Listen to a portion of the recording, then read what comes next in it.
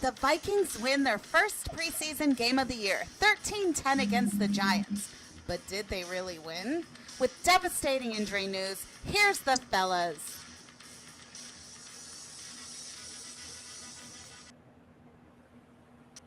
Testing, did confirm a quad tendon tear for Jamal, which was an absolute killer. Just from what he had meant to us in such a short amount of time. He's had. Yeah, there is the word from our head coach, Kevin O'Connell. Unfortunately, when you win, sometimes you lose. And gentlemen, this is like a reoccurring theme with Minnesota Vikings football, along with the losing in important games. But this is preseason game one. Last year, we saw what happened. Absolutely devastating to our kick returner. And unfortunately, he was so depressed that he ended up taking his life. And now Jamal Adams looking forward to getting back into playing for a winning team. And yet the turf at Giant Stadium, gentlemen, takes him out. And welcome to another edition of the official Purple Skull Squad show for Minnesota Viking fans. Tony Bell, your thought about this news, Jamal Adams out for the season. Complete turf injury. No contact, no nothing. That turf has ruined more players' careers than actual hits. What is the NFL? You're an outdoor stadium. You need to be on grass, but it's turf. Jamal, now this is the opposite quad that he messed up. He tore his other one, so now he's tore them both. And it took him a long time to get back from the other one mentally. So this one, who's to say? But, 10 years, he's, 31, 32? He's done. 31, 30. This could be it. Yeah. This could be it. He's so, and so now where the Vikings are right back where they started, they have really no legit veteran in the secondary. So I don't want to think it. I don't want to say it. Go ahead and say it, Tony Bell. Wouldn't shock me if Hitman is on this team come opening day. It's Harrison Smith in. Wouldn't shock me. They need to get a lot younger. Bill Dunkel, but this is yet another preseason kicked off by injuries. Big time injuries. That's the problem. Big time injuries. And that's a trifecta. It's McCarthy, Moore, Adams. And Adams played in that stadium before with the Jets. I'm actually not surprised. I'm surprised he got hurt this quick. I had a feeling he was not going to make it through the season.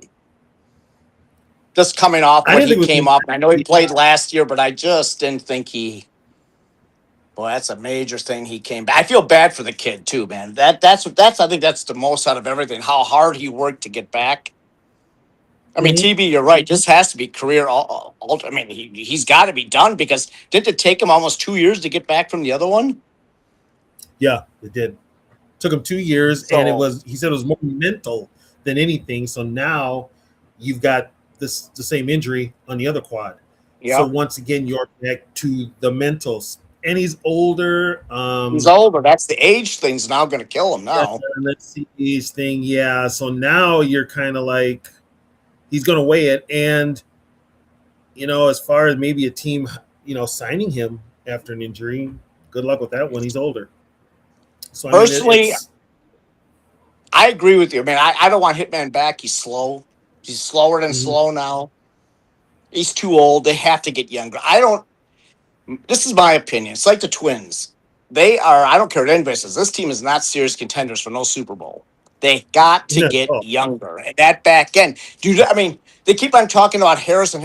Well, at some point, you can't talk about Harrison. Somebody else has to step up.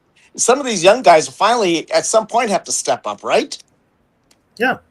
You played the game, you know. Oh, yeah. It's also on the coach. Yeah, you're right. Well, yes, you're right. Younger guys. And he's going to have to play younger guys. All across that defense, you're going to have to play Banks. You're going to have to play Orange. You're going to have to play Golday. You're going to have to play Jacoby Thomas. And Chuck Demings needs to be on that field. There is no Yeah. reason for Chuck Demings to be on that field at any time. Oh, you're right. And that's You're right. coaching. But once again, and I'm sure they'll check the waiver wire, see if they can get a safety. Maybe Teasley makes a sneaky trade for a safety. I don't mean That's what I heard. That's what I heard today. That it's going to be either, if a hitman doesn't come back, it's either going to be a younger veteran or they'll trade for a younger veteran. Whatever comes first. Well, we certainly are in a situation where they're not going to let the position go without a veteran No. leader in the secondary. I mean, they have to bring somebody in to help the young guys out. I mean, Jay Ward, I mean, that sack, I think we all saw it in real time. That was, and you wonder why did John Harbaugh allow Dart to go back in there and do that? I don't get that call. Yeah, I don't either. If you're a Giants fan, you got to start asking questions. Okay, John, you won a Super Bowl, but that decision could have been disastrous. He just got hit. He goes into the blue tent. Jameis Winston gets them down into scoring range, and you put Jackson Dart back in. And what if Dart takes another hit like that? You're screwed. You know, I don't know. Did Harbaugh ever answer that question, or? I don't know if he did. No, I'm sure they asked him. I'm sure they asked him, and he probably said Jackson was fine, wanted to get back in there, and then he did throw that. I'm sorry, perfect touchdown that hit. Fields. That hit that Jay Ward put on Dart. That's one of those old school NFL hits that would have made the NFL highlight reels. And that's a rib cracking slobber knocker. Yeah, hit. But you know what irritated me? Go ahead. Go ahead, Bill. No, all I was gonna say, what irritated me about that hit is listening to the goofball PA like he's never seen a hit like that before. Really, dude? I was watching the you Giants. You ever watched football back in the day, this moron? Yeah. You know what? Vincent, maybe we can convert one of our corners to be safety. Well, and Theo Jackson has flexibility. He can play all kinds of different positions on the team. He'll probably step up to be Jamal Adams, be sort of in a box until Harrison says yes or no, which we know that's well, probably I know another thing too. Adams was going to play a lot in the box, so that changes the defense altogether. Where they might end up signing another linebacker. They brought one in today, another edge, and I think they signed. Who did they bring in? Who did they bring in? I forget his name. He played in the UFL. Okay. And he's an edge. So they need an edge. They need an edge. They need an edge. Can I ask you guys a question about that edge? Somebody brought up something, and it's actually, I get it now. They're letting all these guys go. Von Miller, all these guys signing everywhere else. It's got to be the money. They're not willing to pay these guys. That's got to be it. And they're looking for.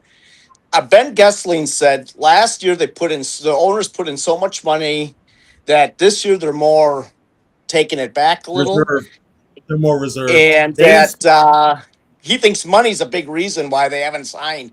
But they have a lot of money out of the cap right now, so that doesn't make a lot of sense, Bill. You know, I think they're going to give some of that to Harrison. I think that's because Flores loves Harrison, so that's the discussion.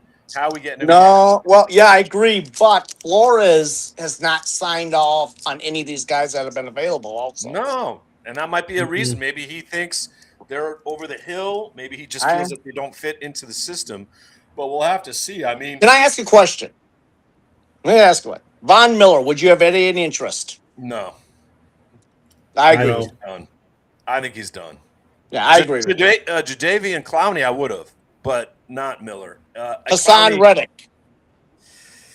I would have took a flyer on Hassan. I would have taken a flyer on Reddick. Is he still available? Isn't he? I think he is. I don't know if he's been signed. Zadarius Smith just signed. Was it with the Cardinals or with Cleveland? Where does Zadarius go? Because he was supposed to. Here's the story on Zadarius. I can tell you. Sunday he was supposed to go into Cleveland and sign. Then actually, late Saturday night he was supposed to go into Cleveland and sign, and then Sunday he's going to Arizona to look. Supposedly, I think that ship has sailed. So I don't know. I mean, I guess they could do it, but I think actually our pass rush is going to be fine. I think we saw a little bit of what Dallas Turner is about. in the short amount of time he played. I think he's Oh going to my be fine. God. What? Zadarius Smith signed with the Falcons. Well, Well, that came out of nowhere then because he was there. Where it was Arizona, it was Cleveland, and unless I got Arizona and Atlanta mixed up, but either way, I know Cleveland thought they had him. I know that for a fact. Well, guess what? There is now an old friend of this team back in the NFC North, and he's playing Marcus for the Bears. Davenport? No. Yes. Yes. yeah, Dalton. Bears signed Marcus Davenport. Yeah, I agree. Floyd's a bit of a stretch at this point. As is, you've said a name. I think Bill Dunkel and both you did as well, Tony. When we talked about it, I mean, you would think a guy that Flores has a lot of experience with. Yeah. Van Noy, he's Yes. out there. Yeah, I agree with guy that. that you might have thought, hey, bring him in. He can play the linebacker. He can drop back. He can play the zone. He's a leader too. Flores calls it, but there has been nothing on that. There's been maybe he just thinks that ship has sailed too. And listen, a lot of pressure's on Goulday, right? So that's a lot of pressure because if anything happens with Van Ginkel, which certainly is a very realistic possibility, Cashman's always getting hurt. Yeah. Well, Dallas got to stay healthy, right? I mean, so you're down to Goulday if one of those guys goes out. So don't forget though, they've also moved. They moved Ingram Dawkins to outside to edge. Yeah, yes, they did. And that might be better fitted for him. That might be better fitted for him, but what I noticed a lot of watching the game on Saturday is they do have a plethora of great defensive linemen. They really do. They have a lot of talent there. Yeah. So youth. I mean, Elijah Williams was showing me everything. That guy deserves an opportunity. Elijah Ball's out there. Loudermilk's going to make the team. You know that because he's going to make the team because Flores loves him and he's versatile. He can play two different positions. I got some news on that with Elijah, so I'm going to ask you guys. Yeah, and Elijah. Wait a minute, I'm going to ask this quick question: Elijah Williams or Loudermilk? Because there's a thought that they're only going to keep one of the two. I think they'll keep both, but if they keep one of the two, who would you take? I think I would take Williams, but I think Flores would take Loudermilk because I like them both. More familiar with. I'll tell you what. Well, I want Williams, but it's not about me. It's about the coach. Here's what I'll do. I'll keep both Williams and Loudermilk because you're going to need them. I'm probably letting go of Taki Taimani. Oh, what? Don't you hurt Bill Dunkel like that, Tony Bell? That's my guy. You just slapped Bill right across the face. I'm probably letting Taki go. Because here's the thing now. You got Orange. You've got Rodriguez. Yeah, Caleb. Orange needs a lot of work. Caleb needs a lot of work. He was a big onion on Saturday. He got moved every which way but Sunday. Which is going to happen, and it's that pad level. Yeah, but that's what I wanted to talk to TB about because he played that position, right, TB? You played on the line. Mm-hmm. So is Banks' height and his not playing much since 24, is that right now it's going to be a work in progress for him more because of the injury and the... He's just with Florida, they really just kind of let him do what he wanted, but you can't do that in the NFL. And he's got to learn pad level. He's got to learn leverage. He's got to learn footwork. There's a lot to it. And if you're upright, it's already open season on your ass. You've already got a big target. And, I mean, so he's going to take a lot of work. So don't be surprised. You could see Orange and Banks inactive a few games. Just inactive because they're learning. I think they're going through the Flores fog right now. They're going through the Flores fog. And Flores asked a lot out of his youngsters. Yeah, it's overwhelming. There's a lot to process because they can play their positions. But, again, Flores will have you doing all kinds of crazy stuff. He wants to see how much they can handle. So he's going to try to see if you can break them. But at a certain point, I think Flores will release the gas and kind of, okay, here's the strengths. This is what you got to do kind of thing. And it is nice, though, when you watch the game and you see how big these guys are, though. That will sell. Eventually, that will sell. And that's another thing. We got to get. We got to get Tony. bigger on the line. We've Yep. got to get bigger on that Absolutely. defense. Got to be bigger, especially when you're playing at 3-4. You got to be big. Got to Yeah. be big, versatile with some speed and some pushing the pocket is important. And what I did see, guys like Elijah Williams, and this is probably great coaching too, uses the offensive lineman to his advantage when he knows there's an outside run, pushes himself off the offensive lineman to force the running back to go back inside. And we saw this a lot on Sunday or Saturday, and we're going to see this a lot on Sundays in the upcoming year, because that's what Flores likes to do, is push these running backs inside where they can't use their speed, and then let the linebackers swarm on them. And that's why those big defensive linemen are going to help, because they're going to make the smaller linebackers or you be able to use their speed and get to them before they even get off the line of scrimmage. So, and then we saw that on Saturday. We saw the young man that absolutely impressed me. I didn't know who the hell he was. I was just like, Kamara, did they move him from running back? Yeah, no, they like him. He's had a good camp. They like him. But Ben, and also he has a great name, gentlemen. Okay, he has a great name, Bengali. Okay, what's Bengali doing today? Bengali Kamara, Kansas's finest. I don't think he had a sack last year, and hence why it was UDFA.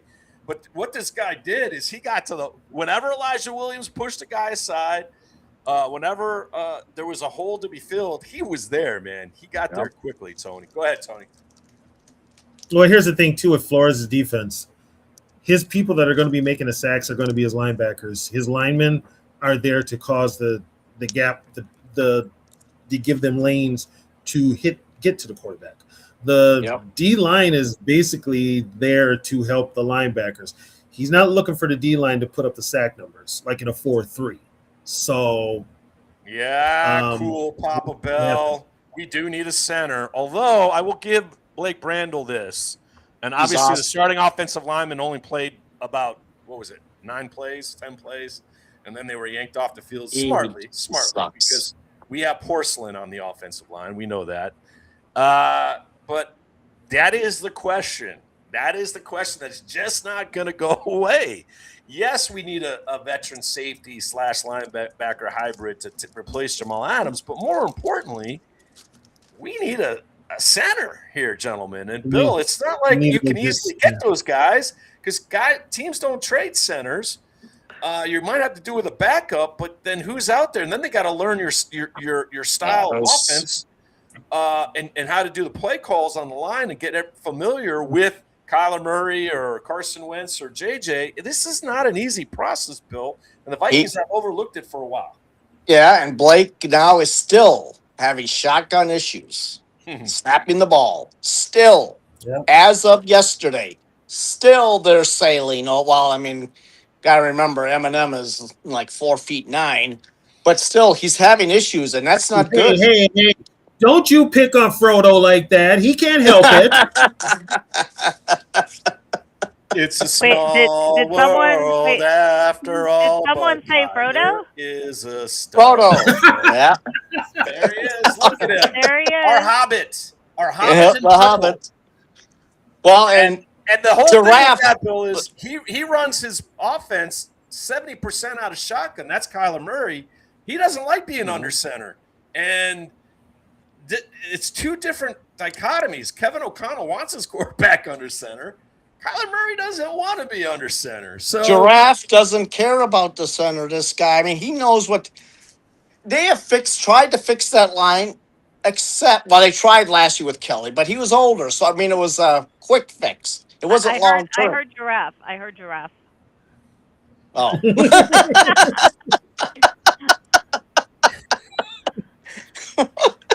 Giraffe, he that's knows. for you, Nick. Nick, if you're watching, there it is. You asked for a giraffe, we gave it to you. That's what we do here in the official Purple Skull Squad show for Minnesota Mike Pitt.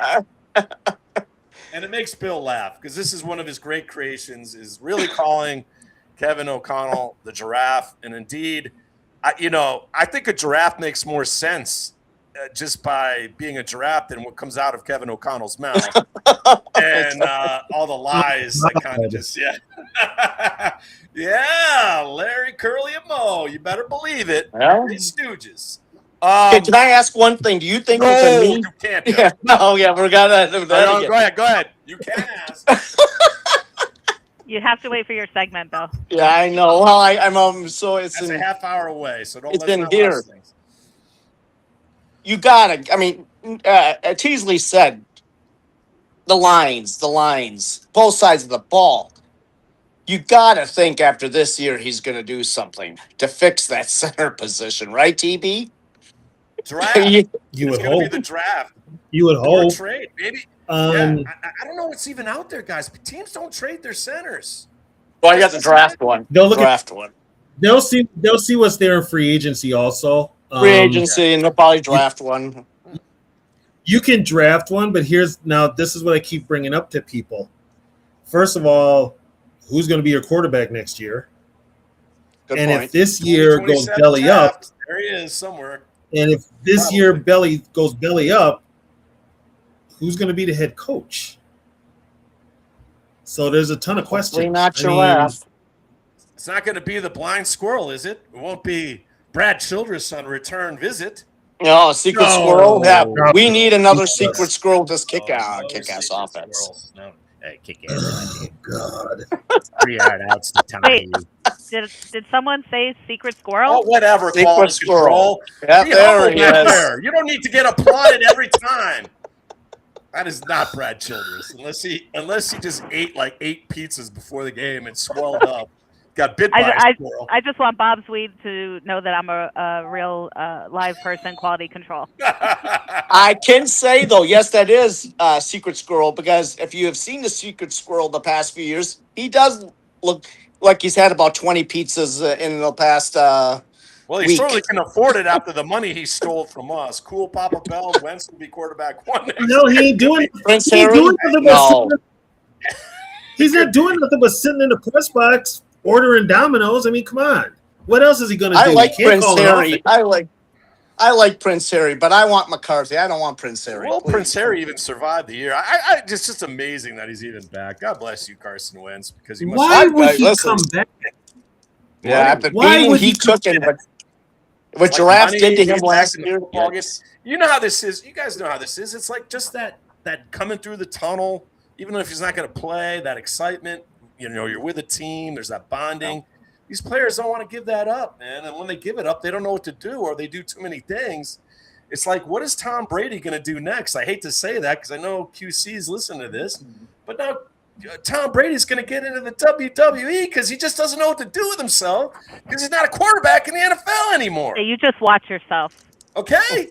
Tom, step back. We don't need Pizza Hut. I thought you were like a health nut. Now he's selling Pizza Hut, for crying out loud. Oh, my Lord. I got a name of a guy. What did everybody think of Claiborne on Saturday? I kind of think I he liked him. didn't have the best I liked offensive him, line play. except you know what? I liked him. Here's the problem: you're down at the goal line, and Yeah, I know you what don't you're have a saying. fullback in front of him. Where was Bredesen? Yeah. Where was Bredesen? That's what Bredesen was drafted for. Yeah. Where the bench. was he? This is the whole thing. Is we're going to bring in Tech Jedi in a minute because he thinks we're the Three Stooges. So God bless you. That's I wish the we were hey, that that's good. I producer wish we were that Dan. funny, but That's Dan. yeah, That's Claiborne producer needs- Dan. He needs the first offensive line play to get it, because when the second offensive line unit came in, every time a running back got the ball, it was typical Vikings football. They were getting smacked right before they even got started. It was horrible. Yeah. I mean, the first drive, Aaron Jones And who had do some you- nice runs Who? and so forth, but we'll Well, see. yeah, but So here's Tech the thing, Jedi- though. Yeah. Tech Jedi wants to jump in here. What is your concern, Tech Jedi? You one preseason game in, but you can get into the offseason. You can look at the roster. You see holes. We see holes. Then you get the overhype. Is this a comeback year for Kyler Murray? What do you think is going on with our Vikings as we get ready for the Baltimore Ravens in week 2 of the preseason?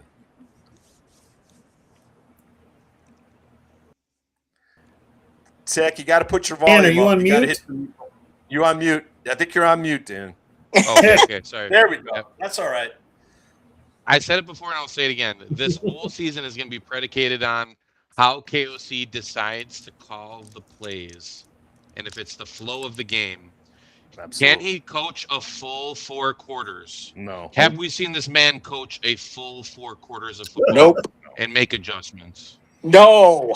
So let's keep it here for a minute, No. Dan, because I know you're going to add more to this. We've seen it. We were the first ones, this group right here, after Bill was excited that Kevin O'Connell was hired. I was at one time. You're right. I kind of was like, okay, this is the new young hot offensive coordinator that's going to come in and blah, blah, blah. And the Vikings did have a great first year under him. But you just notice things like I was Debbie Downer.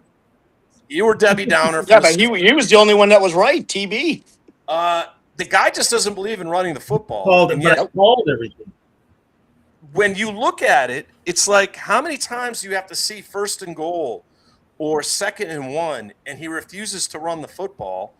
And it just gets to the point now where we can only hope that Frank Smith is going to come in and change that, right? With the whole new wide zone running attack. Now you got Bredson back there. Then you're going to get maybe Jordan Mason. I've heard a lot of good things about Jordan Mason, and he is definitely going to be running back 1. So, and this offense that the Vikings will run, this wide zone offense, is the same one Kyle Shanahan used when Jordan Mason was there and had the success that he had. So this should be really a meshing of this. But Dan, I mean, honestly, you give us some example. We all have examples. I mean, the Cincinnati game a couple years ago, when he had Brandon Powell run the exact same play twice, when it was 3rd and 1, and he got a half inch both times they ran it, and the Vikings turned the ball over.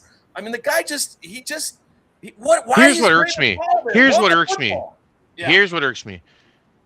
It's the 3rd and 1s and the 4th and 1s where he decides to chuck it up and do these bomb plays. That just kills me. You need to move the chains. This guy is allergic to just moving the chains down the field. Simplify, because you know what I think it is, Dan? Because he wants to be the genius. He wants to be the genius. He's I'm going to catch him. See, there is a style of play though in the league that does that style of play does work, but it works for like the Chiefs. Do you remember the Chiefs a few years ago? If they were down 21 points in the 4th quarter, you're like, the Chiefs will come back. You know, they got 5 minutes, they'll score 21 points. But like, that's just not the Vikings. It works. You know, we're not. That type of offense. That type of offense that he wants to run works between the 20s. Red zone, you got to change your whole approach.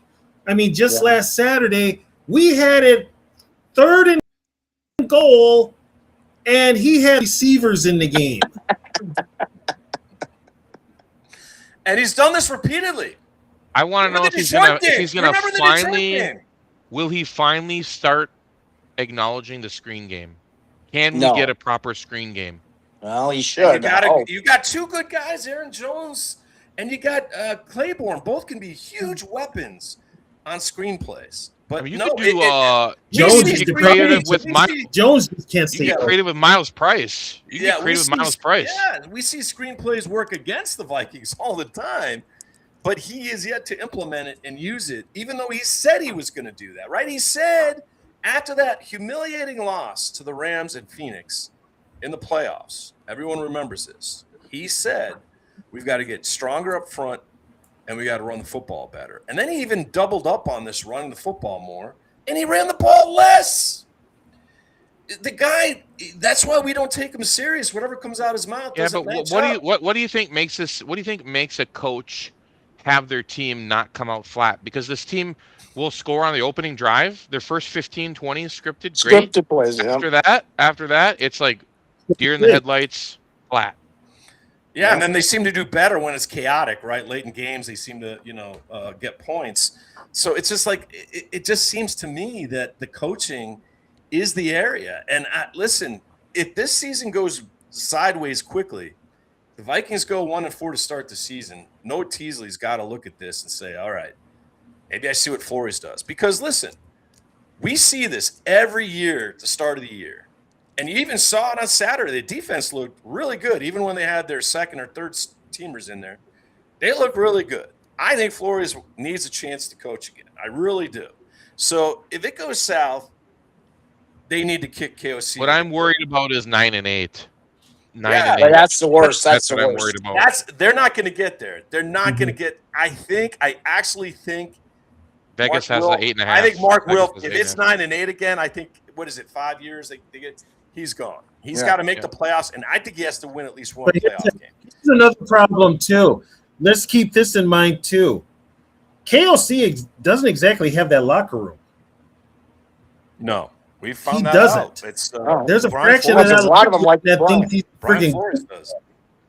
A lot of them lean on Brian Flores, including Yep. JJ McCarthy.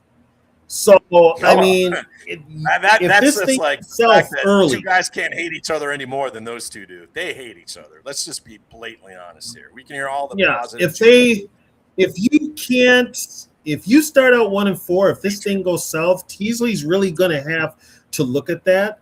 The problem is, though, you're going to have Kevin O'Connell talking to Mark Wilf because they got a personal line, but you're going to have Teasley talking to Mark Wilf too.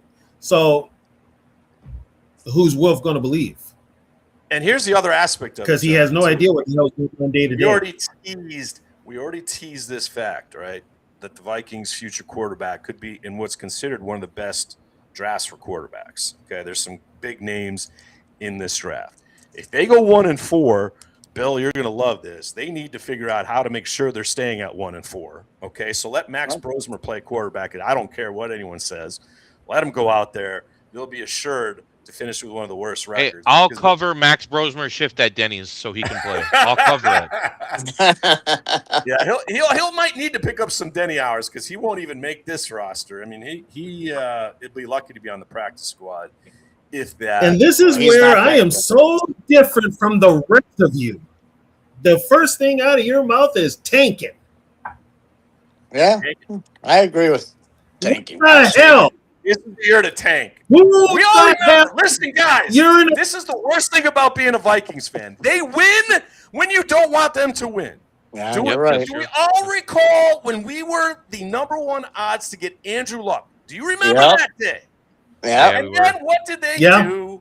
Beat Wesley Washington. Frazier and the Vikings with Joe freaking Webb beat Washington in Washington, and we lose out on Andrew Luck. So they will win when they're not supposed to win. That is, they just don't win when we want them to win. That would be nice, which obviously. Eric, I got a question for you. Yeah. Are you still? If they ship JJ off to LA with Jim Harbaugh, would you root for him? Would you root for him? If he goes to Jim Harbaugh? Yeah, would you root for him? I will. I will root. I'll always root for JJ. Well, I kind of root for We do Harbaugh live now. in Los Angeles. Oh, Yeah, we live out here. So, but here's the thing. I will always root for Harbaugh because he coaches it the right way. And I think, Dan, you and I have not met. We haven't talked. You know how Tony felt about it and how Bill feels about it. I feel as if the day he walked out of that building without a contract is equal, if not more, than the 98 loss and the 09 losses combined. Because that when I heard, play the music for me. When I heard Jim Harbaugh was in the building, then you remember they had that shot? Jim Harbaugh in purple at US Bank Stadium. He's in the building. Oh my God. I looked up at quality control, my wife, and I said, we're going to win a Super Bowl. We are seriously going to win. Jimmy's coming. Jimmy's coming. And then they screwed that up, and now we live with the giraffe. Let's put it up there for Dan to see. The giraffe. Got your laugh now. If Kyle Shanahan can get to a Super Bowl with Brock Purdy, everyone loves each other. The guy that brings coffee to Justin Jefferson in the locker room. Whatever. Listen, this team this year, we feel a little differently, right? I want to know how you feel, Dan. I'm going to ask you how you feel about this. I feel like I don't know what to feel this year. I felt so excited about last year. When J.J. McCarthy got drafted, I'm on record as saying 2 championships while he's in purple. There is that, which might never come, right? Yeah, Harbaugh did school KOC last year. No doubt about that. Cool, Papa Bell. We saw that, right? When Carson Wentz almost left the building with one less arm. Mm-hmm. And it's just like, okay, how is this all going to come together? Like how this team, they're probably going to make the playoffs. Like this is the thing. Bill can tell you every other year, right, Bill? Yeah, he's even year guy. I'm hearing more people. I heard Brian Baldinger the other day on Rich Eisen. I've heard all these. You know what? Kyler Murray is not as bad as you guys think he is. Wow. You know what? In the right system, this guy could flourish. And here's the thing: if the Vikings even got average quarterback play last year, they could have competed for a Super Bowl. I'm not joking about that.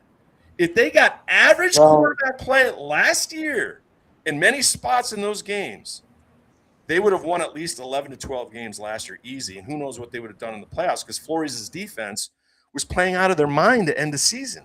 They were playing out of their mind. And that's what you want.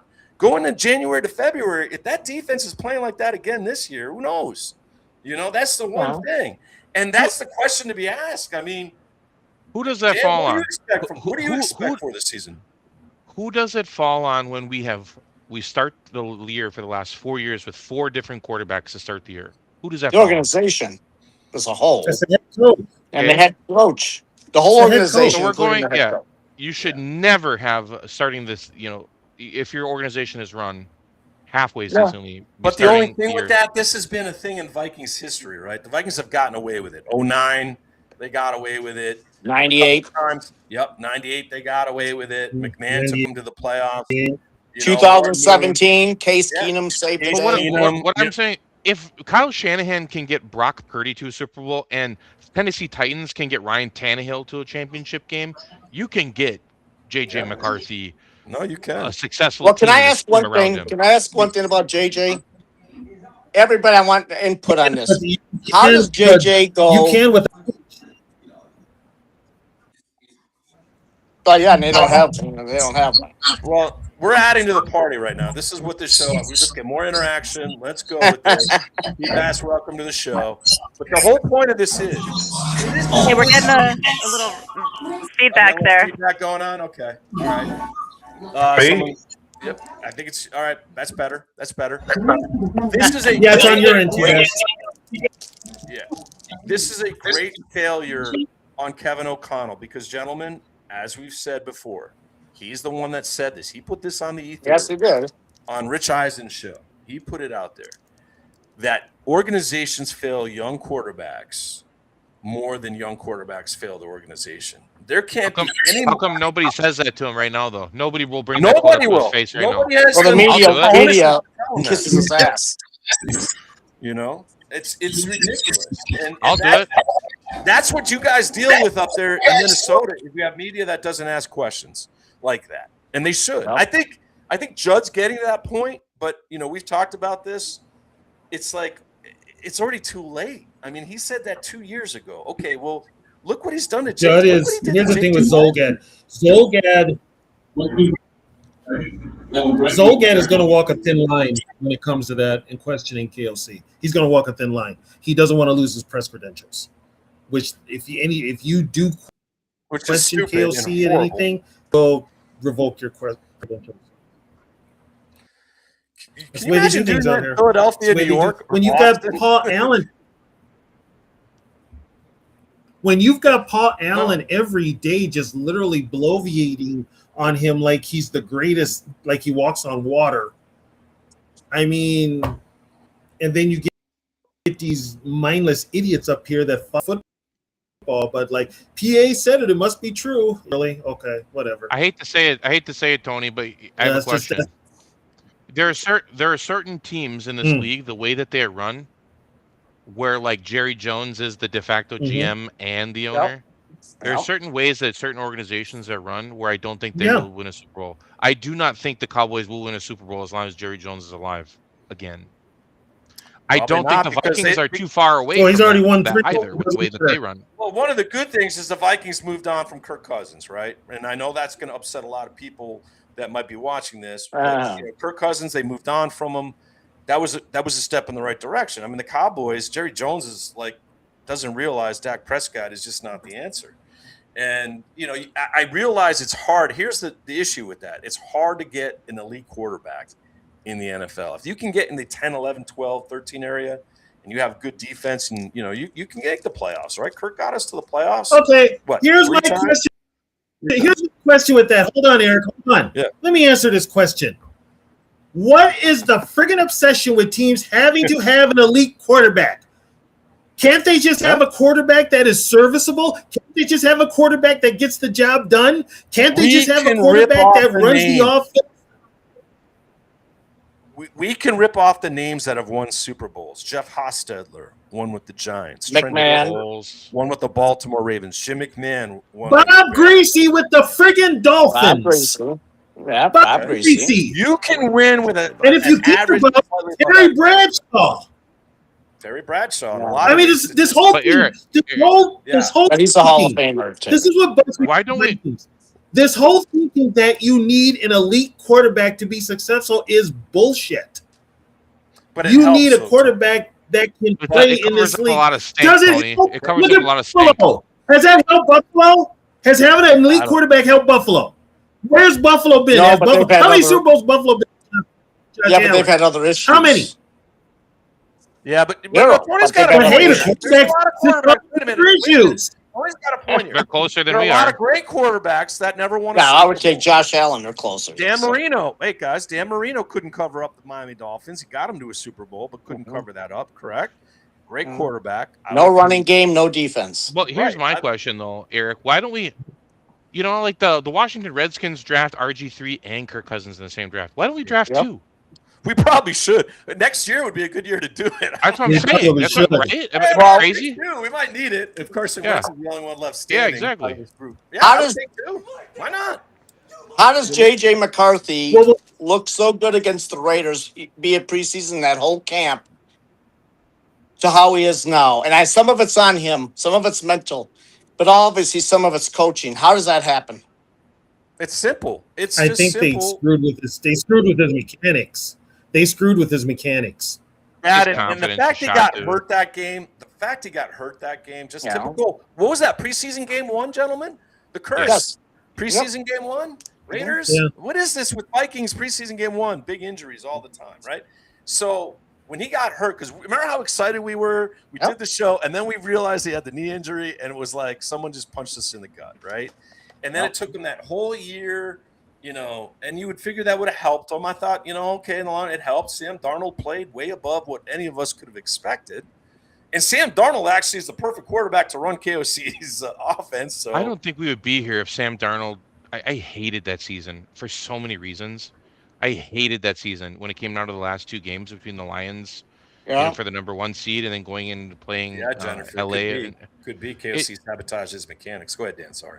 No, I was just saying, I hated that season that we won 14 games because it didn't feel right. We won a lot of close games. We had a lot of turnovers. We probably, should have won around 10 games. A lot of wins against crappy teams. Remember those games against the Titans and Jaguars? I mean, we barely the Titans game was horrible. We barely won. And I think we got blown out by Dallas, right? We got blown out by. That was in 22. Well, the 3 losses in that season, we did get crushed, though. I don't know who we lost. Who were the 3 losses that season with Sam Darnold? No, we lost to Detroit. Detroit swept us that year. They crushed us in Detroit, and then we lost on the last second. Yeah. And Wes Crane just brings it up. Sometimes, you get a quarterback like Jalen Hurts, right? Thank you, Wes, for chiming in. We always appreciate comments here on the show. You get a quarterback like Jalen Hurts. I don't think Jalen Hurts is that great, but you know what? Everything else around him. What has he got? Yeah, well, he fits the system perfect. Yeah, he's got that offensive line. I read a report that JJ fits that system. I read a report that JJ McCarthy kind of fits into that system like Jalen. Guys, if the Chargers are calling or the Eagles are calling for JJ McCarthy, already that they already think that they can fix him. And as Jennifer brought up, that's another thing, Bill. What head coach sits there? And remember this last year, it's just like yesterday. What head coach sits there and says, "Oh, JJ McCarthy's doing so well, he doesn't need to play any preseason games." And then by week 5, or it was right before the LA game or whatever, 6, and he goes, "Oh, well, JJ needs to work on his footwork." What? Wait a minute. Time out here. Wait a minute. All of a sudden, he has to work on his footwork. He said the same. You know what, though? He said the same thing about Kirk Cousins. Yeah, he said about Kirk said that in the documentary. Yeah, the cute quarterback in Netflix. Yeah, and Kirk Cousins. He tried to change Kirk Cousins. Hey, for all you Cousins crusaders, I think Kirk Cousins has a slightly better professional career than you ever had, Kevin O'Connell. I mean, let's be honest. Kevin So O'Connell, here's I'm gonna quarterbacks put this out to you guys. I'm gonna put this out to you guys. Who do you trust more with developing JJ McCarthy? Who would you trust more? Would you trust Kevin O'Connell, who was a quarterback but sucked at it, or would you trust Jim Harbaugh, who was a top-notch NFL quarterback and he did it at a high level for years? Who Jim would you Harbaugh. trust Would I to trust work? Sean McVay? Would I trust Sean McVay? Absolutely. Andy Reid? Absolutely. Guys Absolutely. that have proven it. Absolutely. Kevin O'Connell, as I pointed out last week, every young quarterback he's gotten his hands on has not developed. Every one of them. Let's go back to Johnny Manziel, Dwayne Haskins, okay? He has a huge list. Now, granted, some of those players might suck, okay? There's only so much you can do if a player is just Didn't he not back good. up Brady? Wasn't he literally Yes. backing up Brady? Yes. You're backing up the greatest of all Yeah, he was time. backing up Brady. That's fucking crazy. Sorry. I mean, the other aspect of that, too, is just the point of we've seen it. The giraffe. Look at I him. asked you three a question. I'm going to start off with you, Bill. Would you let Kevin O'Connell coach our next quarterback from the 2027 draft? Absolutely not. Yeah. I mean, No what chance. more Zero. do you need? I mean, Jaron Hall. I mean, when Josh Dobbs was here, look what he did to Josh Dobbs in the short punt that he was here. He told me, "You can't run the ball. You got to throw the pass in the end zone. If you run in the end zone, I'm going to yell at you." So, what are you doing? Put the quarterback in a position of his strength. Use that quarterback. Build the offense around him. Maybe they're finally doing it with Kyler Murray. I don't know, but Tony Bell, do you want to see Kevin O'Connell put his hands on Moore, Manning, any one of these guys coming out of the 2027 draft? Do you want it to say your footwork's not looking up to par? Well, Kevin O'Connell, my footwork has won me a Heisman Trophy. I'm going to go one step further. I don't want Kevin O'Connell calling the offense. Yeah, well, yeah. Well, I don't want you know him what? having anything to do with the Bill, I don't want that man bagging my groceries. I don't want that man bagging my groceries. Well, let me tell you, it was 2 years ago. Before last year, they lost the most important guy in that room. And I said it at the time, and now it's coming out that room has never been the same since Grant Udinsky left. He was the brains in that room. It was him. Yeah, but you know what? The problem is Kevin O'Connell doesn't allow these brains to fall. You're right. He's a control freak. He's a control freak. I have a question. Eric. Do you think, talent-wise or just tangible-wise, that Brock Purdy has so much more than JJ McCarthy? Like, no, absolutely not. But he got Kyle Shanahan. No, that's Shanahan, right? And you know what, Dan? Here's the thing: if Kevin O'Connell bagged your groceries, they would break before you get out of the trunk of your car. Okay. And second of all, Sam Darnold even said it. Sam Darnold said Kyle Shanahan fixed him. Yeah. Not Kevin O'Connell. Yeah. So there's just nowhere. There's nowhere you can point to him, and yet the clock's ticking, and yet Noah Teasley's saying all the nice things where kumbaya. He has to say those things. But if this thing goes south, you know what happens, Dan, right? And Tony and Bill. Noah Teasley looks over the side of the table. I didn't hire you. That's right. No, I didn't hire you. I'm going to get a guy standard GM. What do you get, a 3-year deal? Teasley? Yeah. So, I'm going to get a guy in here that I feel got 3 or 4 enough that will run things a certain way, right? Teasley has the final say on the 53. This will be interesting, this camp, when it gets to that final 53, because I think Giraffe is used to having lots of say, even with when Wall Street was here. He still will have say, so O'Brien, but they don't have the final say. Did we get a report that Kyler will not be playing in the second preseason game? Yeah, he's not playing. Yeah, I think you're going to see a lot of JJ. Good one either. Yes. And Mad Max. Mad Max is out. He's pretty. Yeah, he won't play. Kyle Murray's going to play. It's going to be mostly scrimmage. Yeah, probably some other guy. Yeah, The joint practices is when Kyler's going Yeah, to play. they're going to do that scrimmage against the Ravens. He'll play, but not in the preseason game. No. And can I say this? Yeah. Let me just say this. Yesterday, the quarterback play from all of them. Harry, Eminem, Hobbit Man. There we go. Prince Harry and was horrible. 4 picks yesterday from those quarterbacks. They were terrible. All of at them. practice. I thought you were going back to the preseason game. Prince Harry actually looked pretty good. They They were all went up horrible in against, practice. Prince Harry actually looked pretty good, Bill. On Saturday, he did. Yeah, it's Saturday, but not yesterday in practice. They all That went up throw he against made for the first down was They all went amazing. up against the first string offense. They all went up against the first string defense. Yeah, Wes. The That only was, I quarterback mean- Shanahan really couldn't help was Trey Lance. And then there was Yeah. talks about us picking up Trey Lance, which, I mean, what? You know what's funny though? This man, what I don't understand is he gets a pass for the coach of the year, and everybody even calls him the tall Sean McVay. It's like, why wouldn't anybody let this man take accountability for his own Mike stuff? Greenberg, a guy I used to work with back at ESPN in the glory days when ESPN Radio went 24/7, and I got hired to help out the Mike and Mike show. Okay, Mike Greenberg said on his own show, okay, it's like what? It's amazing. It's how these people look at Kevin O'Connell don't see what we see. He said he thinks he's one of the best coaches in football, and I'm Well, he like, said he'd hire him. he said Out he of would anybody. trade. No, he said he'd trade for him to coach the Jets. Well, Trey, What why are I'm you hire talking him? about? I hope. Anybody. Listen, hey, give me a first-round pick, Jets. You can have him. You can have him. I would be happy to do the old John Gruden trade. Okay, but that's the issue. Everyone thinks that this. And listen. He says the right things, right? I bet you the ownership loves him because he won't ruffle any feathers. He comes across as the nicest guy, even though when you listen to him speak, it's word salad, and you see Tony Bell cringe when I play sound bites from Kevin O'Connell because it's like nothing matches up, right? It just doesn't match up. Did I hear KOC soundbite? Oh, please, don't. Giraffe. Let's hear from Giraffe.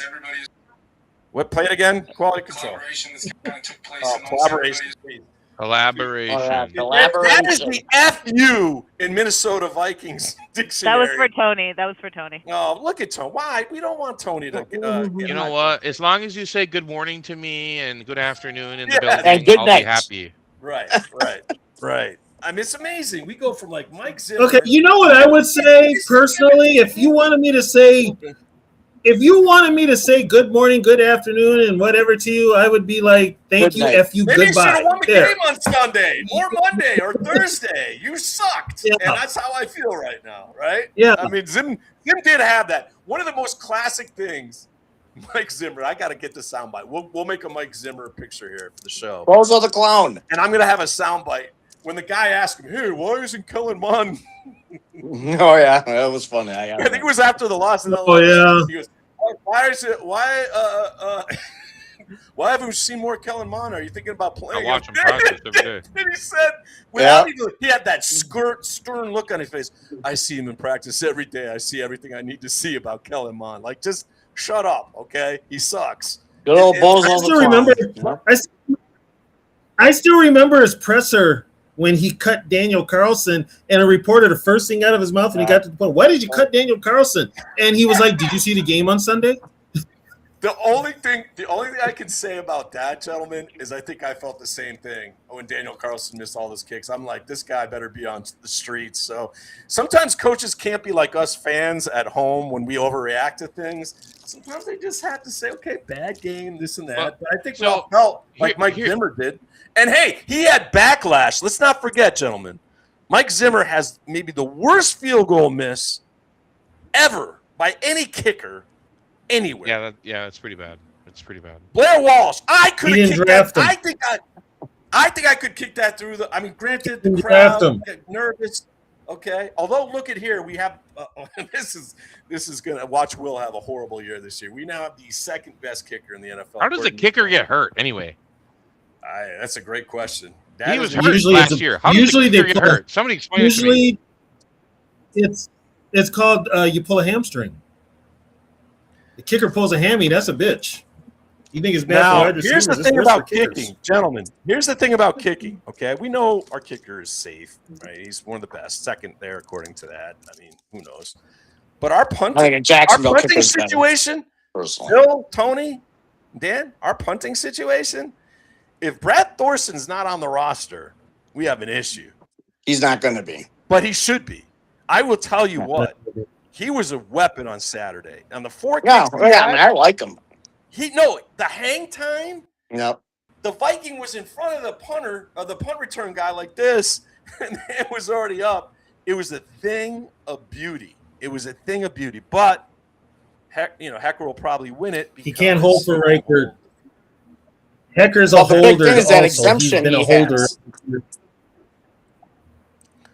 They save a roster spot roster if they exemption? put him. He's on that exemption thing. Watch Yeah, the this roster segue. exemption. Watch this They can segue. stash him for a year. You guys are going to be talking about on the show. Oh, Why don't we do a little promotion for that on Thursday, right? You guys are going to be talking about on your show, Vintage Vikings, Voyage. What exactly are you talking about? Special teamers and special best All-time special teamers? offense. All-time defense. offense and I want to defense. get on this now. Let's do an early preview because Marcus Sherrills has to be on there. Okay, He's not mine.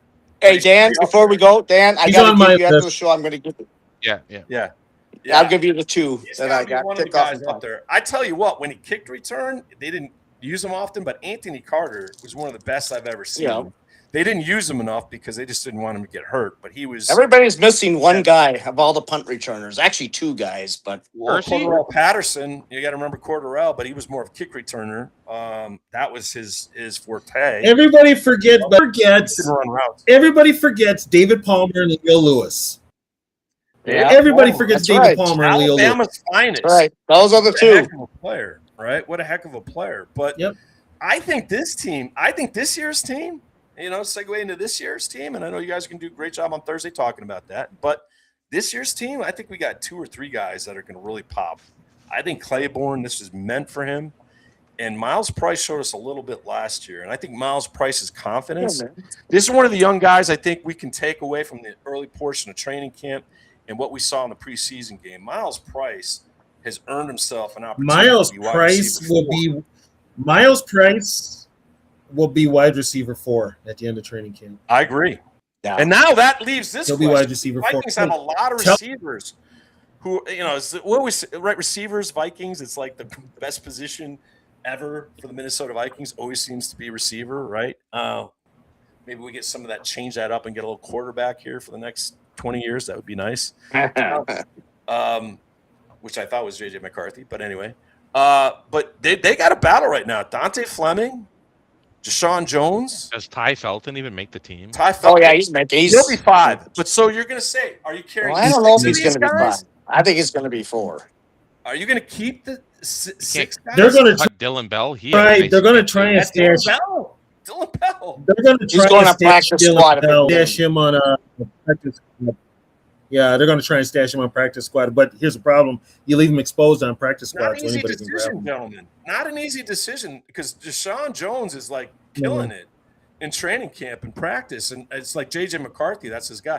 Yeah, there's my guy, Bengali Kamara, was a star on Saturday. But, the problem with being a star, gentlemen, and you guys can do this on your Vintage Vikings Voyage one night, when you're a preseason star, it really doesn't mean anything in Minnesota Vikings history. We still hear Kyle Slaughter talk about why he was not on the Vikings roster because it was too much competition for Kirk Cousins. But really, Kyle, They it's probably told. other reasons. Do you think it's true when they told him you need to be a backup? You need to play like a backup. If they did that, that's kind of screwed up, Dan. That's Yeah, really it's very- screwed up if they did that. Yeah. When I heard that, Or what? I We can't get almost Kirk lost it. Cousins jealous by your preseason, magic. I mean, They said No, they the can't. Vikings Why, play why that. do you think Watson? Why do you Who's Why the do you other think guy? Mannion was Remember Mannion? here? He wasn't a threat to Kirk. Yeah, no. Mannion Tyler was Heineke, a yeah. threat to the quarterback coach. The quarterback coach would have been better on Sundays than Sean Mannion. Oh. And I will get that. I will get that cut of Chris Collinsworth on that Sunday night game when Sean God. Mannion led the Vikings down for the opening drive. That might be touchdown. up there with the Josh Freeman game. Oh God! But Chris Collinsworth goes, this Sean Mannion, the Minnesota Vikings has something here. this guy. Oh, And then the rest of the game was like Patrick 4 for 27. Mahomes. It's Mahomes. Oh, the Chris Collins. This guy right here. Yeah, this guy. All right, and this guy that I'm showing right now he better be RB1. This is the no-brainer, the official Purple Skull Squad show, no-brainer. Jordan Mason has to be the guy. The offense, Tony, is catered to him. The That guy offense looks like has he's been having some catered to back pain Jordan right there. Mason. Zone-wide running scheme. It's what he excelled at for the brief time when he was with the 49ers, and he was like running for 200 yards seemingly every game for that little time period. And Aaron Jones needs to just have less carries. And Claiborne, let's face it, they don't do screenplays. They won't put Claiborne in space because Kevin O'Connell just doesn't call it enough. So maybe they use him for various other aspects like kick returning or whatever. But Jordan Mason, if the Vikings are going to have a good year, Bill, and I start with you, then it's got to be because Jordan Mason adds to the running game and leads the running backs and helps Kyler Murray. Because if you look at Kyler Murray's success, when he's been most successful, he's had good running backs behind him, and you have to have a running game, which is what we said when J.J. McCarthy was saying, oh, well, J.J. McCarthy didn't do anything at Michigan because he had all a great running game, and he barely threw the ball. Okay, go look at the Alabama game. You tell me who won that game. Oh, he can. Yeah, he can. Okay, so Bill, who's RB1? Will they run it enough, and does it matter? And then everyone else. RB1, actually, I think it's going to be Aaron Jones, but he's not going to stay healthy. So, I mean, either way, Jordan's going to get a lot of run anyways. I mean, that Aaron being one, it's just going to be, they're going to alternate because Aaron Jones is older, can't stay healthy. But I'm going to say something. I think that, they got Claiborne, but boy, that room is all. If you think of if Jones gets hurt, that's an awfully thin running back. Yeah, Xavier Scott. Yeah, Hey, he does nothing for me. Absolutely nothing. He's big, but that's about it. Yeah. Tony thought RB1. I think it'll be Jones. Should first. it be Jordan Mason? It should be Jordan. I will say that. It should be Jordan. It should be Jordan Mason, but who the hell knows? And first of all, don't you got to run the ball to have a run? Kevin That's right. O'Connell, he decides to run the damn ball. Yeah, but I agree. That's right. If they're going to do pistol offense, if they're going to do this offense catered around Kyler Murray's strength, they're going to run the football. And Frank Smith knows that. And Kevin O'Connell's just going to have to. You're going to have. Here's the thing. You got to change. Kevin O'Connell's got to change the narrative. The problem is with Kyler Murray, he's going to be in pistol a lot. The running the ball, unfortunately, is going to be Murray. That's what bothers me. So, that being said, you brought in Frank Smith, made that running game. But remember, the person that makes the final call, the final play call, is Kevin O'Connell. So he can always blow off Frank Smith if it's something he doesn't like. Draft. It's the narcissistic draft. It's gonna be there's gonna be some bloodshed on the Vikings sideline this year. That's all I'm gonna say. Dan, your thought, RB1. I'm putting you on the sideline, Dan. Who you rolling out as RB1? Because it's got to be Mason. Okay, keep in mind, Aaron Jones has had fumble problems, my brother. That's true. He's but had then Mason fumble has problems. They both have had fumble problems. So the only thing Aaron Jones Mason had it last year. He's a receiver. He's a better receiver, but we haven't seen that because our head coach doesn't call him. You don't throw to the backs. Yeah, exactly. Even if your running back fumbles, you have to stick with it. He abandons the run when a fumble happens. Yeah. Exactly. Short-term memory. Even the coach. He abandons a run. He could gain 40 yards, then the next run not gain any yards, and he will abandon the run. Well, the worst part of it is the minute the running game gets stuffed twice, is he abandons the run. The minute it gets stuffed twice, watch it. He'll just abandon the run and just go all pass. He's quick at that. He's all sizzle, no steak. Yeah, exactly. Yeah. All right, gentlemen, before we get to our final thoughts, it's time. It is time for one more thing with Bill Dunkel. Let's cue it up. Quality control. And here's one more thing with Bill Dunkel Jr. Hey, guys, I got one more thing I want to add before I forget. I got a question, and I got to make sure I get this in. You got to get this in before the end of the show. Just one more thing. All right, Bill. It is your time to shine. I kind of know you already told me what this is going to be, but it'll be interesting your version of what you're going to present. Well, It's easy. They drafted a quarterback, 10th overall. Actually traded up one spot to get him. Plays against the Raiders, gets hurt, he's out the year. And instead of signing a veteran quarterback, either be it Rodgers, Fish Eyes, Flacco, whoever, let the kid sit and watch, they throw the kid to the wolves. Kid wasn't ready. Confidence broken. And besides that, take away that, the coach gets mad. Giraffe gets mad at him when the kid asks, can I have Thursday off of the week of the Atlanta game because of the birth of his son? So that relationship was screwed ever since then. And now he plays, hurt last year. They let him do whatever he wanted. Then finally they switched the offense a little bit. 6-4 as a starter. 10 starts. 10 starts. And what do? You pull the rug from underneath them, and you sign Eminem, the Hobbit. And now the kid could be the third quarterback, which I think is an absolute. You talk about a mistake. It's a mistake enough to not continue with the kid and give him reps. And TB knows this. He's played. The kid's still behind in reps. He's been hurt. And all that, it hurt the first year. He's hurt half of last year, you might as well say. He's behind in reps. He needs reps. If you put him third, that means Prince Harry's 2. He's going to get more reps.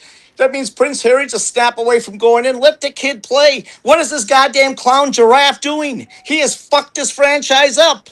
Totally fucked it up. Totally fucked it up. I have never seen, and we've talked about this, this clown ass. This clown ass. I've never seen another. What other head coach would do this or organization? Name one. None that's Would Sean McVay do this? Won a championship? No. He holds on. You know why? We all know why he's doing it. I don't care what the media says. Although you have to, you know what? McVay got rid of Jared Goff because that's another quarterback. I always forgot, Dan. Yeah, but he also got. That's another quarterback. He's got a better one. Develop. Okay, let's remember that. Yeah, but he's got a better one. He traded for a one. He also 1 for 1. Both teams won. Yeah. It's just Bill. I think a lot of Viking fans. I got more. I'm on a roll now. Let it go. This is therapy. 1978. TB and I were 12 years old. Fran Tarkenton's last year. TV or color? And we had the little one, the black and white, and then we had a little bigger color. But they haven't had a quarterback since Tarkenton, period. Kramer should have been. Was close. Culpepper should have been. Blows the knees out. It's like a jinx, but irregardless, they haven't had a quarterback. The fan base and the organization are too afraid to have patience because, like TB has said, I'm a season ticket holder. I know everything he says is right. The Wilfs want fans in the seats. They don't want to see that stadium, let's say, half empty or quarter empty. They don't want that. They want mediocrity. So do the fans. Like I said, this fan base couldn't handle. We talked about this. Did we talk about this last week, TB, about that? They couldn't handle any from the 60s, 70s, and 80s, and even the 90s with the way the quarterbacks started playing. Terry Bradshaw. You could go down the list of guys that, Dan Marino's an exception to the rule. John Elway even got played, but he was, throw intercept. Peyton Manning. How about Peyton Manning? In his first year, his rookie year. On his first year, one of the worst all time. Do you think the Viking fan base, if they had Peyton Manning, would put up with that? They would say he's a bust. They would say he's a bust. And listen, God love my nephew. I got to say this. His comeback, and I want you guys to chime in on this. His comeback is, it's not a guarantee if you draft. Well, no shit, Sherlock. And nothing like as I come back to him. It's really. I love my nephew. Now, if he's watching, I love you. But no shit, Sherlock. But life isn't a guarantee. You got to take a chance at some point. If that was the case, then why there's teams out there that got it right? I think the problem is, guys, there's hangover still. The Christian Ponder hangover.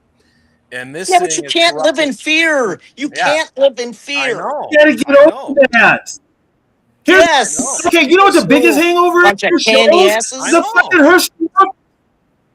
The Herschel Walker trade is a bigger hangover than any fucking hangover. Thank you. These motherfuckers don't want to make I a trade. think the Cowboys They're going to dynasty. get hurt like the Herschel Walker. Yeah. Come on, stop with the excuses. Advised. I mean, Yeah, yeah, thank you, Johnson quality control. You're just offering excuses for this fucked up organization to keep making fucked up decisions that aren't going to get this team anywhere. Everybody. But you're Get it giving them off a your out. chest there right now. Absolutely 100% true. And they had a guy, Jimmy Johnson, who Bill wanted to take a season because of the amount of talent that was in that draft. Okay, they went 1-15 that year. Yep. Yes, He found a way. Jimmy Johnson wasn't afraid because he knew what he was going to do, and then he had that little chart of his, that Jimmy Johnson chart. The draft chart, right? And he just added player after player, Irvin Smith, all these guys. And they added some good Jimmy Johnson, players I'll tell you what. that played his system. When they won that when they won that Super Bowl in '92, I looked back at that Cowboy roster. God, was it stacked with young players. Yep. Up and down the roster. Yep. And what was Jimmy Johnson not afraid of, Tony, though? He wasn't afraid when these young guys made mistakes. That's right. 100%. He wasn't afraid about it. He said, it's a great teaching lesson. Don't worry. I know what this kid's going to be. We stick with him, and we're going to build his confidence. Hey, what's up, D Woods? Can I just let me ask this? If the Vikings go, let's say they do go 12-5, great year, Murray, great year. Are they going to sign him to a mega contract? No. They'll have to. No, the Vikings. Yeah, because they don't want to get burned.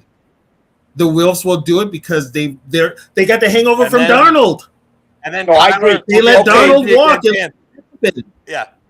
Kyler will lazy again, start playing more video games, and the Vikings will go right back down. So if they do that, at what expense? Because they can't sign everybody. So what guys are gone then?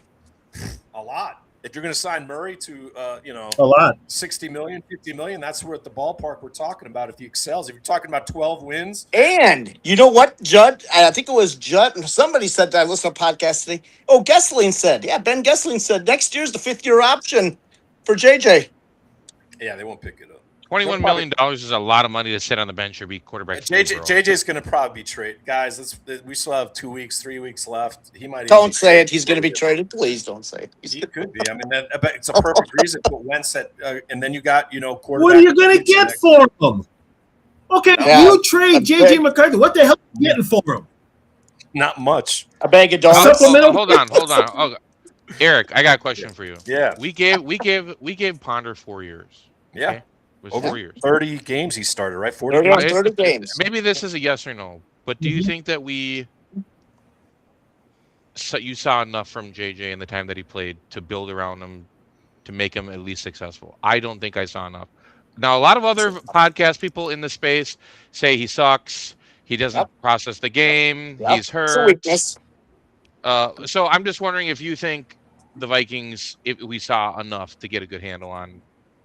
It's more about what the guy is, Dan, and where the guy's been. There's certain guys, it doesn't look pretty. What I saw on Saturday concerns me because JJ was, when you go back to watch the tape, he was holding the ball, and it made it look like the Giants. He's overthinking.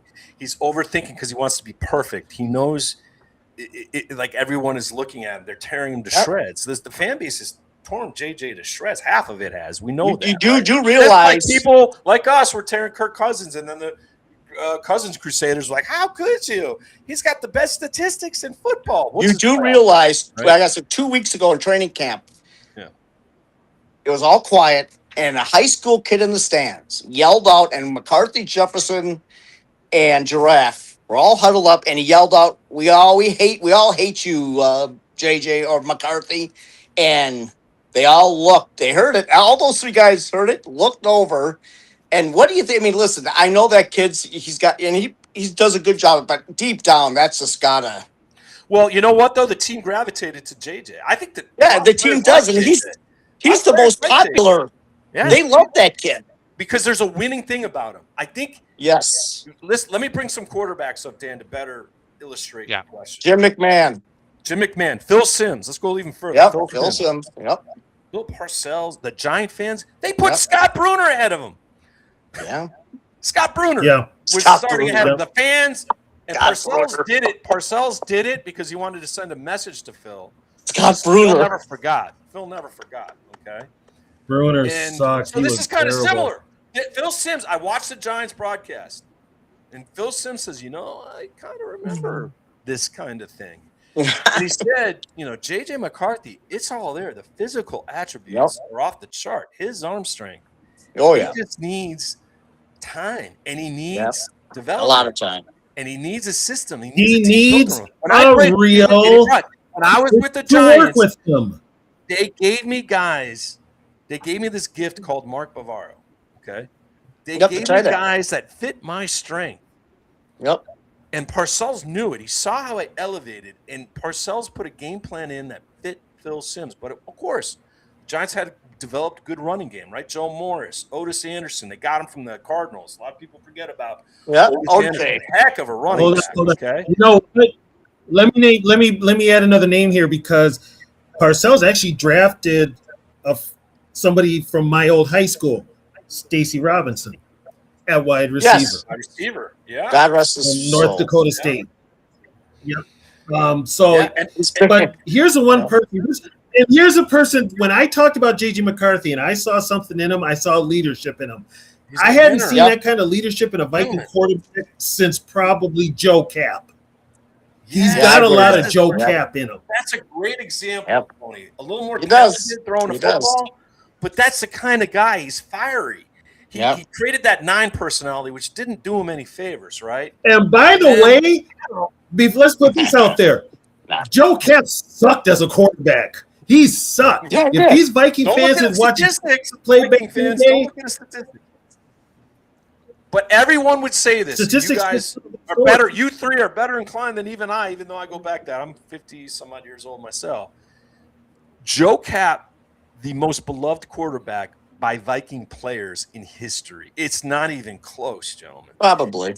They would run through a wall for Joe Cap. Joe Cap would punch you in the face if you did something wrong that hurt the team. But they would run through a wall for him, right? Yep. It got to wasn't it a contractual situation? Contract. You wanted more money. I can get some more money. He wanted too much money. Eric, let me ask you this, Eric. Yeah, the Vikings wasted 2 years of that Purple People Eater defense playing at their peak because they didn't have a quarterback. Did Tebow have it, Eric? Oof. That's an interesting. Dan, I see where you're going with this because he's not as talented as JJ, in my opinion, though. That's a different. I think athletically he was. I think Tebow athletically control was like shit. And he was a winner. I mean, Tebow. He was a winner. His accuracy wins all the time, though. What's that? But his throwing, he is worse than McCarthy. That accuracy. Yeah, McCarthy has a much better. The only thing that distorts that, McCarthy has a better arm strength. Although Tebow could chuck it too. I remember some of the Florida throws. Yeah. He was throwing. And his athletic ability. And Tebow was a guy that players loved because they kind of always felt they had a chance. When you're in that, something we don't see, right? When you're in that huddle, that's when, as a quarterback, you gravitate. Your team will gravitate to you. How you lead the team. You don't call people out. If your offensive lineman missed a block, you don't call them out, because I've learned from some previous tremendous offensive linemen, when that happened, there was going to be a point in the game where they're going to tell the defensive guy, take the inside, you got him, go get him. And that's true. That shit's true. I mean, I have Derek Deese and Lincoln Kennedy. That's very true. That I got to work with. That's very true. You piss off your players in the huddle, and you don't know how to act, and you're not going to bleed for them. It's going to show. You're not going to get. They're not going to support you. I think they've supported JJ. The problem is JJ's confidence in processing right now, Dan, is not there. This offense does not work for him. And KOC, what happened last year, Dan, when KOC threw his playbook out and said, "Well, we got to simplify. JJ's not getting it, or quarterbacks 5 wins in a row." Thank you. Simplified. 5 wins in a row. Of course, the defense played out of their minds. We know that. Some game they won with Max Brosmer throwing for 10 yards, but it doesn't. Okay, what I'm saying here is this kid has untapped potential. He does. 23. Processing's not quite there yet. The speed of getting rid of the ball, not there yet. He holds it too long, and then he's got those happy feet, and it's like, You know, I wanted him to do so well on Saturday, and I had to say, out of the quarterbacks, even Brosmer had one drive. Out of the 4 quarterbacks that played, he was number 4. Yeah, Prince Harry was better. And this is preseason when you're running generic offenses against generic defenses. So I think he's got to excel to such a high point against the Ravens in that game just to remain with the Minnesota Vikings. And yet, I will say this. You know what, though? I'm not gonna come down on him hard for Saturday because guess what? His receivers dropped some passes that they should have friggin' hung on to. And I ain't gonna mention any names, Ty Felton, but you should have hung on to that. Do you know that the Vikings dropped more passes for J.J. McCarthy? And I'm talking breadbasket passes. Jordan Addison in one game had 4 drop passes against these said Giants. He had one in the end zone, and he dropped it. Okay, literally right in his hands. Beautiful pass. So he had the highest drop rate. The problem that he has, Dan, the problem that Viking fans have with J.J. McCarthy is when he's throwing it to arguably the best wide receiver in football, number 18, Jettas, he's not close half the time. There's something there between the two that you just don't jive on the field. I think they both like each other. J.J. respects the hell out of Justin Jefferson, and Jefferson's done nothing but say the right things about J.J. McCarthy. He likes him, but there is the chemistry. They just don't jive. The feeling. You got to have feeling. You know, that comes with patience. Justin has thrown him under the bus a couple times. A couple times. But I think for the most part, thrown him under the bus a couple, especially this season. I think he's supported JJ. I think he really likes JJ. But, you know, Jettas is also looking at, hey, I'm on a historical pace here. I can't go into a game when a quarterback overthrows me by 28% on set routes. I got to have the ball near me so I can make plays for us to win. And if it's not there yet, you know, if you're not jiving with the best player on your team when you're on a football field, it's probably bad news for J.J. McCarthy. So, you know, what Kyler Murray will be with Justin Jefferson will remain to be seen. But we know Kyler Murray had his best years when he had, you know, what did he have? DeAndre Hopkins. He had Gerald. He had some good time, you know. Yeah. So, you know, don't get me started on Frodo. Just do not get me started on Frodo, okay? Don't get me started on the mental midget. Yeah, Nathan, JJ tends to hang his receivers out. You're going to change I've seen Kyler Murray do that too. I've seen Kyler Murray hang out his receivers to drive even in practice. It did in practice with Addison. Yes, he did. Yeah, you don't want to throw that ball there, or else you have a wide receiver come back to the huddle and. Here's where I'm trying to draw a line to I'm trying to get inside KOC's head for a second, Eric. Good luck. If we leave, don't waste your time, Jed. Don't waste your time, Jedi. we rattle off 5 straight wins. Wouldn't you? Isn't there something to build upon? Yes, should be common sense. You should have started JJ. Should have went right back to McCarthy. But, and this is crazy to think, right? I know he's cheap. I know he was cheap. 1.2 million. Yeah. Kevin O'Connell is in a situation where the GM gets fired. He probably helped out in the process. Flory's also good as well, right? So no respect. Oh, he helped out in the process. Yes. Hold on. Before we go, hold on. If you're the Wilfs, do you fire KOC and Kwesi at the same time? I think you should have. They're a combo platter in my opinion. I do too. You should have. No. You know why they didn't? Because first of all, Kwesi was not KOC's pick. No, Kwesi's hardball. That's true. Yeah, Wall Street wanted Hardball. But I still want Just that alone makes me love Kwesi and should have been and wasn't. Well, the only reason I would have fired them both, I would have gone then a total fresh start with 2 guys and done it the right way. I don't like how they did it here because Noah Teasley comes in to a draft that was already done. They did that half-ass backwards too, and he's coming into a situation. He's learning all the players, everything, all brand new. It's going to take him a year, and then if they have a bad year, you're darn right. The Wolves have to be thinking about it because, like TV has said, they want fannies in the seats. And Teasley, if they let Teasley do his job, the owners, they need to let him do his job if he wants to fire him or not. So All right. Will, Before we leave, we Will got 5 Mark. minutes left. Will Mark. It's not me anymore. Will Mark that's let Mark. him do his job? That's the question. Will That's Mark, because Mark, that's the question of the day. In the 5 minutes we have left, let's do final thoughts. Let's go around here. And also, Dan, what can we expect Thursday night? Allow this audience to know, whoever's watching, how they're going to get on Thursday night. I think you're going to get a huge helping of JJ McCarthy again. We're going to see. I don't think they're going to focus on the running as much. I think they're going to try and open the playbook and get some more passing, although they should be just strictly focusing on running the ball. Again, I really am interested to see what the lines are going to be doing and how just the adjustments of if the center is going to be making those quick adjustments on the line. And I mean, to tell you the truth, what I'm most excited for, I mean, Demings, anybody? Demings? This kid is, you know what? This kid's got something about him. He's got a moxie. I love listening to him talk too. He is you just get the microphone in front of Demings and he'll say, and he backs it up with how he plays as well. So this will be interesting to see. Tony, before we go, anything that I would go for Murphy. Yeah. Is Harrison Smith signed? No. He won't sign it because until camp is almost over. Yeah, he'll sign a week before the season starts. The preseason is almost over. He'll come in for the workup until week 1 against the Packers. He'll come in. I'll tell you what, it's preseason. Square.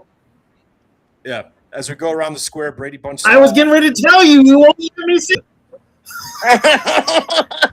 Tony. Go ahead, Jesus.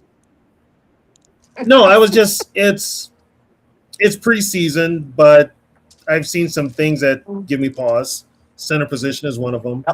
Depth behind the starters is another. KOC still calling the plays is one. Frodo at quarterback is the biggest one. There's a lot of question marks with this team. You know, it's just all we can do is just wait till that Packer game. But if they lose that Packer game out of the gate, it's going to be a long season. Could be a slow start. Could be a slow start, yeah. And then a slow start, I mean, the Vikings historically wise, sometimes they recover from slow starts. We've seen it happen before, but it's just this team isn't deep enough at certain positions. It makes you wonder. Bill, your final thought? About the same as TB, but I'm going to just also say this. TB and I are hitting an age that we're hitting like a mark that I can't believe that both of us are hitting. And we have been fans forever.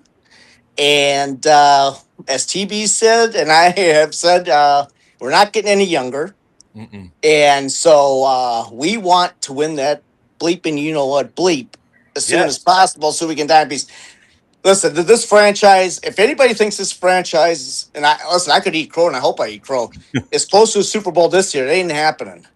They're going to, because they got, I think the most part, they got, again, quarterback issues, which has been the narrative of this organization since 1978 after Fran left. It's been one thing after another. As TB has said, I said, we're tired of it. Tired.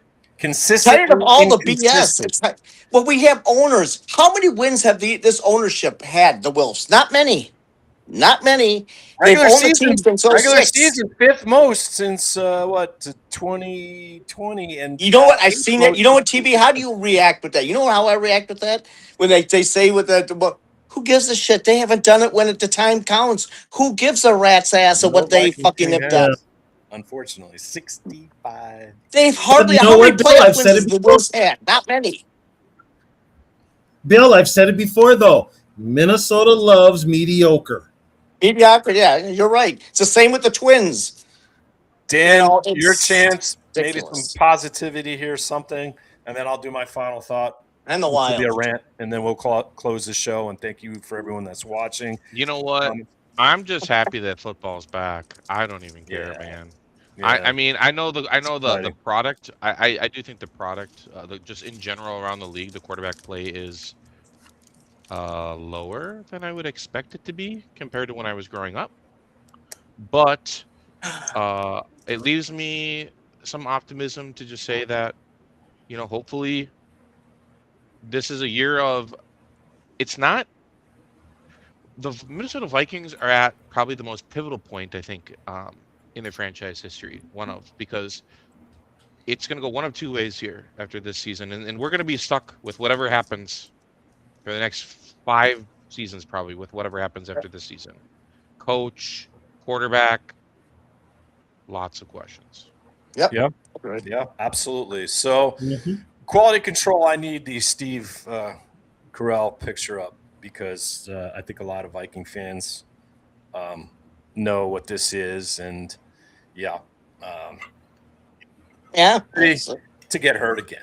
And Is it this true is if you don't 65 use it, you years lose it? that this Vikings team has basically done this. 56 years I've been alive, no championship. Granted, I wasn't necessarily a Viking fan early in my early years. My dad handed me this curse. But what this is a situation where we've seen year after year that whether it's through the ownership, which is where it all begins, going down to the front office, going down Yep. to the field between your coaches, we've seen an acceptance of just getting by.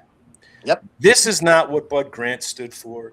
This is No. not what Dennis Green stood for. Oh, They really were trying to win a Super Bowl. yeah, And they did. Bud got close. Okay, Bud got close 4 Yeah. times.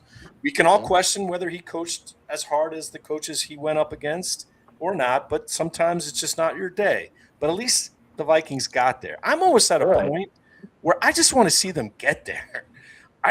Anything that 50 will give years. me the joy of having a chance on the final football weekend to watch my team play for something. I mean, 09 hurt. 18 was disappointing. 98 was catastrophic Definitely. because I was working at ESPN that day, and nothing was worse than hearing Joe D'Ambrosio going, "Oh, let's get to our resident Viking fan. How are you feeling right now?" And I just didn't even turn on my mic. I was so upset. And then quality control. This is no lie. Quality control in the other room doing the wheels of steel tonight. She did the dirty bird when I got home, and I just said, "Never do that That's again. game. That's low. Never I do plead that. the fifth. I plead the That's fifth. low. Hey now. Never do that again." Hey, So we that have was Chris gone. Chandler's highlight of his life, bro. Yeah, That's Chris exactly. Chandler's highlight of his Oh life. God, right Gary there. Anderson. Mhm. Jeez, come on. Can I just say one thing? I gotta say Please, it. Bill, go ahead. Never Yeah, mind. sorry. No, then go. This one thing. TB and I were 9 years old when the 76 season started. That's the last year the Vikings were in I the was Super Bowl. 6. Go ahead, Eric. I was 6, and I remember that, Bill, because I saw my dad cry that night, and I'm like, "Dad, what's wrong?" Because I got a Fran Tarkenton card, so I was excited. And my Nice. dad, You still have that card? no, I don't. Oh, It was an older card, I know. And Could be in your man, mom's basement. That's probably my mom's basement. Oh, somewhere Lisa, locked there's a up. chance. Wayne Gretzky card and all that stuff. Oh. But I just remember my dad crying, and I said, "Dad, what's wrong? What's wrong? I mean, they didn't win, but they'll win next year, right?" And my dad simply said, "This will be the last time we see this team in this configuration," and he was Yes. right. You know what? He was right. I mean, Right. and, Yeah.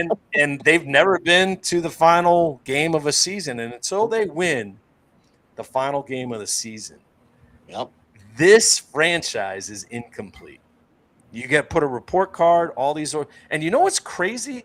Amongst all the teams that have a winning percentage over 570 in their history, most of them won a Super Bowl. You know which team hasn't? Didn't. Yeah. This one. This Yeah. one. So as many Minnesota. wins. Hey, This Ziggy, God bless you. I hope your health is getting better. Mark Wilf, if you happen to watch this, thank you. God bless you. But do take this to heart as I wrap this up. If you don't win the final game of the season, your ownership's a failure. It's a failure. Yeah. Let Jim Harbaugh walk out of that building. That is one of the biggest mistakes you ever made. Yep. 100%. And Kevin O'Connell, let me just give you a newsflash. Yeah. Kevin O'Connell's not it. Not it. So you, first of all, you and your little hiring team are going to have to go out and find the guy that is. Yep. And you know what? I get to go see here at beautiful SoFi Stadium. Watch. The Chargers will win a Super Bowl. Another franchise who have never won. Please, Lions, don't do it. Please don't. If the Lions win a Super Bowl before the Vikings, I don't Or know. Buffalo. Or Buffalo. Okay. Hey, or the Chargers. hey, But the I'm Chargers just saying. probably- yeah. The Bears got a GM. He cleaned house. Took him 2 years. Turned that Oh, whole boy. franchise. He around, almost man. got this job. He had this job, but the money and he wanted to get rid of. He had Dan, are this you talking job. about the Indiana Bears? Yeah. You're talking about the I- Indiana Bears? I mean, Yeah, that's a I story- mean, yeah. that's a story in itself. But Yeah, just to it wrap it up, because we do have to go, if you don't win the final game of a season, it's a failure. So every year that you're the owners, Mark and Ziggy, you better find that. And then you better hire someone, and you know what you do with your collaboration. You stick it up your ass where it belongs, and you let that guy, the GM, make the right call, and a coach that work together. They're the only two that have to collaborate to blueprint how to win the final game of a season. And that's one of the toughest things to do. But quality control in the other room has seen it 7 times in her life. I was at one of them, 2 of them. Okay. I was at 2 of those games live in person when Patriots won. All right. I want to see it just once. And yes, as Bill Dunkel eloquently said earlier, like when my New York Rangers won in 1994 and Sam Rosen looked out to the crowd and the guy held up that placard, "Now I can die in peace." And Sam eloquently said it. That's all I want is one, not That's greedy. just one. One. Just One one. is all I want. And then my fandom will feel vindicated. Bill Dunkel, Tony Bells, and Dan's fandom and all that are watching will feel vindicated. But until you do it, it's an incomplete. It is a failure.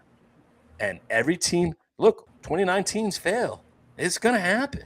One only wins. Yeah. But why aren't you the Kansas City Chiefs? Success.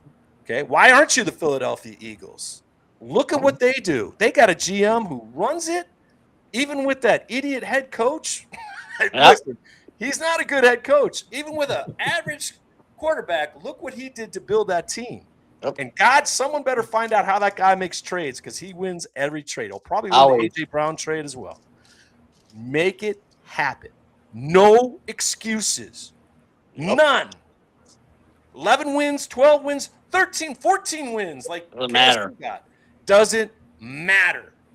Playoffs matter. Winning a Super Bowl championship is the matters. only thing that matters. Make it happen. And on that note, for Bill, Tony, and Dan, and for all you watching, Quality Control did a great job tonight as always. We say SKOL. SKOL. Thanks for watching. Go. Stay tuned to our Facebook group page for all Vikings news and show schedule. Don't forget, like and subscribe to our YouTube channel. We'll see you after the game on Saturday. SKOL!